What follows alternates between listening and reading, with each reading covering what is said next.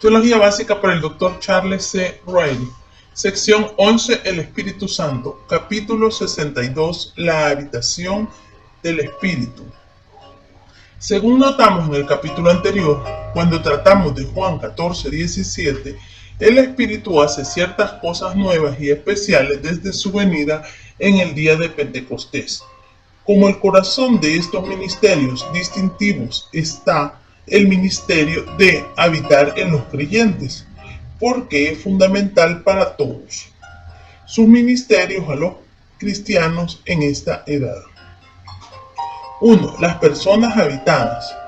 Para expresar la habitación, Pablo no solo usa la preposición en, sino también el verbo oikeu, habitar.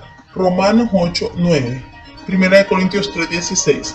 Aunque por supuesto algunas veces usa solamente la preposición como en 6:19.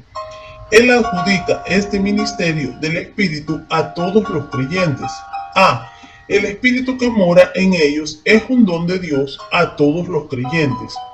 Varios pasajes enseñan claramente que el Espíritu es dado a todos los creyentes y no selectivamente a algunos. Juan 7:37, Hechos 11:16 y 17, Romanos 5:5, 1 Corintios 2:12, 2 Corintios 5:5.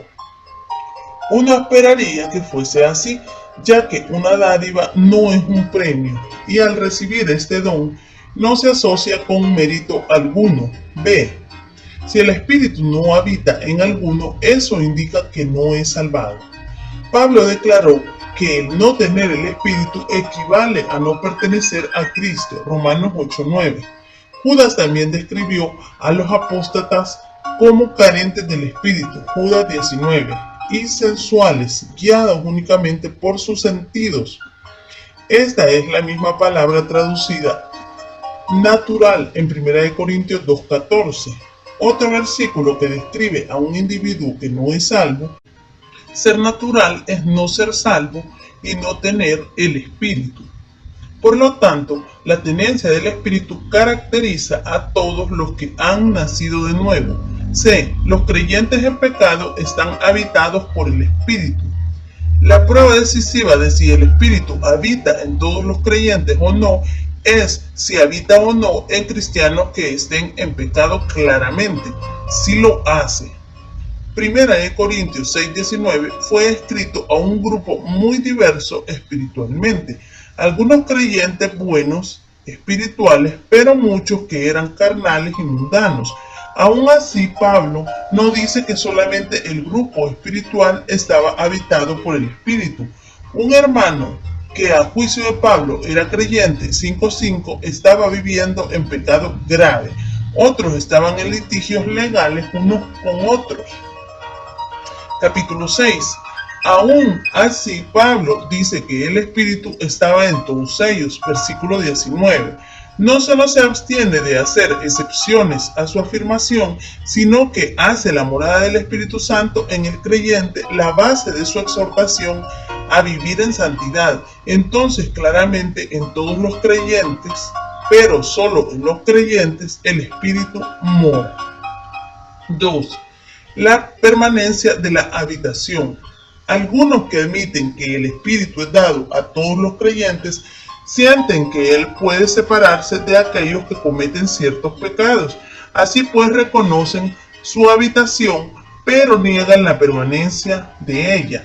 Sea cuales fueren los pecados capaces de causar su partida, tendrían que ser más graves que la fornicación del capítulo 5 o las disputas legales del capítulo 6, porque Pablo no excluyó a estos creyentes de su afirmación de que el Espíritu habitaba en ellos.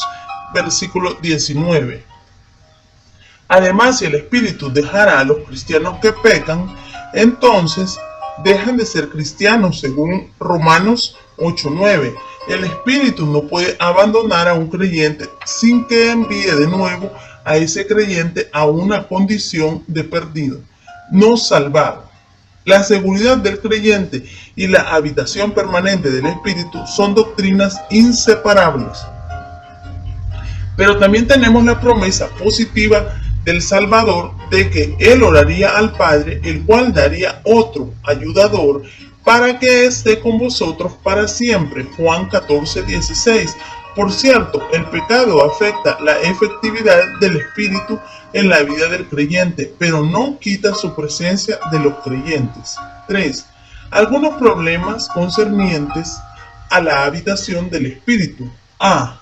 ¿No es la obediencia una condición para la habitación? Pedro habló del Espíritu Santo como el cual ha dado Dios a los que le obedecen. Hechos 5:32.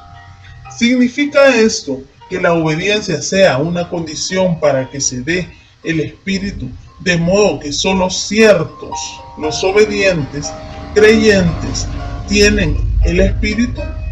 Si la obediencia se comprende en la forma en que Pablo la usó, él se estaba dirigiendo al Sanedrín incrédulo y concluyó enfatizando el asunto de su obediencia.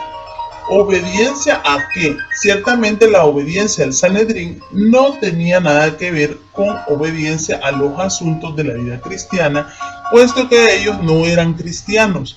La obediencia a la cual él los llamó era el obedecer, creer a la verdad de que Jesús era el Mesías de ellos. Poco después, algunos de los sacerdotes en Jerusalén sí creyeron y Lucas los describe como: también muchos de los sacerdotes obedecían a la fe. 6:7. Otras dos referencias usan la obediencia como sinónimo de recibir la salvación de Cristo. Pablo describió el propósito de su misión como para la obediencia a la fe en todas las naciones por amor de su nombre. Romanos 1:5. El escritor de Hebreos dijo que Cristo llegó a ser la fuente de la salvación eterna para todos los que le obedecen. Hebreos 5:9. Por lo tanto, si la obediencia se entiende correctamente como obedecer el Evangelio, sí es una condición para recibir el don del Espíritu. B. Pero, ¿no hay ilustraciones de la temporalidad de la habitación? Sí la hay, pero son todas antes del día de Pentecostés. Primera de Samuel 16:14, posiblemente Salmo 51:11, Lucas 11:13, Juan 20:22. Pero no hay tales ejemplos después de la venida del Espíritu en el día de Pentecostés, ya que aquellos de antes del Pentecostés corresponden a una economía diferente del Espíritu. No se pueden usar para probar que lo mismo sucede después del Pentecostés, cuando el Espíritu Santo vino a morar en los creyentes permanentemente. C. No demuestra la dilación en darles el Espíritu a los samaritanos que es subsecuente a la salvación y por lo tanto selectivo. De que hubo una espera en darles el Espíritu a los samaritanos es claro. La pregunta es, ¿por qué? Algunos dicen que la habitación llega subsecuentemente a la salvación y no necesariamente a todo creyente. Otros equiparan este dar el Espíritu con la llenura del Espíritu. Aún otros dicen que el procedimiento era diferente en este caso, porque los samaritanos fueron el primer grupo no judío en ser incorporados en la iglesia. Esto último es verdad en parte. Los samaritanos eran en parte judíos y en parte gentil. El patrón puramente gentil para la concesión del Espíritu se halla en Hechos 10:44, donde el Espíritu fue dado a los gentiles en casa de Cornelio en el momento en que creyeron. La mejor explicación de la espera en el caso de los samaritanos está en la naturaleza cismática de la religión de ellos. Su adoración era rival de la adoración judía de Jerusalén. Por lo tanto, Dios necesitaba demostrarles a ellos que su nueva fe cristiana no debía también ser rival de la iglesia cristiana en Jerusalén. La mejor manera de mostrar sin que quedara duda que los cristianos samaritanos pertenecían al mismo grupo que los cristianos de Jerusalén y viceversa, para demostrarles a los líderes en Jerusalén que los samaritanos eran genuinamente salvos, era esperar a que Pedro y Juan vinieran a Jerusalén, a Samaria, para dar el Espíritu Santo. Esta espera y el uso por Dios de Pedro y Juan para comunicar el don del Espíritu salvó a la iglesia primitiva de tener dos iglesias madres o iglesias rivales. ¿No demuestra Hechos 19, 1 al 6 que la habitación es subsecuente a la salvación?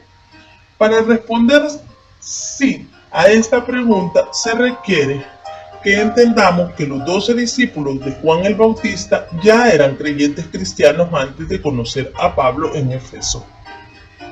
Pero este no es el entendimiento correcto. Ellos no se hicieron creyentes en Jesús por creer el mensaje de Juan y recibir su bautismo. Se hicieron creyentes cristianos solamente después que Pablo les explicó la diferencia entre Juan y Jesús. De hecho, el texto no nos da a entender que ellos hubieran aún entendido mucho acerca del mensaje de Juan. Pero cuando entendieron y creyeron lo que Pablo les explicó, inmediatamente recibieron el Espíritu por medio de la imposición de las manos de Pablo. No hubo ninguna espera. El patrón normal para recibir el Espíritu se estableció en la casa de Cornelio, donde el Espíritu fue dado cuando las personas creyeron, lo cual ocurrió mientras que Pedro estaba predicando y antes que fueran bautizados en agua. 10, 44 y 47. ¿Qué relación hay entre la habitación y la unción? La unción en el Antiguo Testamento, un asunto muy solemne, hacía santa o sacrosanta a una persona o cosa. Éxodo 40, 9 al 15. Estaba asociada con el Espíritu Santo y con la capacitación para el servicio. 1 Samuel 10, 1 y 9. Zacarías 4, 1 al 4. En el Nuevo Testamento, Cristo fue ungido. Lucas 4, 18, Hechos 4, 27, 10, 38, Hebreos 1, 9. Y los creyentes son ungidos. 2 Corintios 1, 21, 1 Juan 2, 20 y 27. En lo concerniente a la unción de creyentes, estos pasajes parecen enseñar que es algo que no se repite, sino que permanece. Mientras que en el Antiguo Testamento el ungimiento se relacionaba más con el servicio, como también lo fue el ungimiento de Cristo. La unción de los creyentes del Nuevo Testamento implica una relación que nos capacita para comprender la verdad. La unción del Antiguo Testamento parece acercarse más a la idea de la llenura del Espíritu, mientras que la de los creyentes tiene que ver con la morada del Espíritu. No todo creyente la experimenta en el Antiguo Testamento. Hoy sí. Pudiera ser que se repitiera en el Antiguo Testamento. Hoy permanece en todo creyente. El Nuevo Testamento enseña con claridad que el Espíritu habita permanentemente en todos los creyentes. No permitamos que nuestra familiaridad con esto empañe su significado. Este ministerio permanente y universal a creyentes está en vivo contraste con el ministerio de habitación del Espíritu en el Antiguo Testamento. Juan 14, 17 significa que ya sea que lo sintamos o no, Dios, el Espíritu Santo, vive constantemente dentro de nuestro ser. Esto debiera darnos A, un sentido de seguridad en nuestra relación con Dios. B, una motivación para practicar la presencia de Dios. Y C, una sensibilidad a los pecados contra Dios.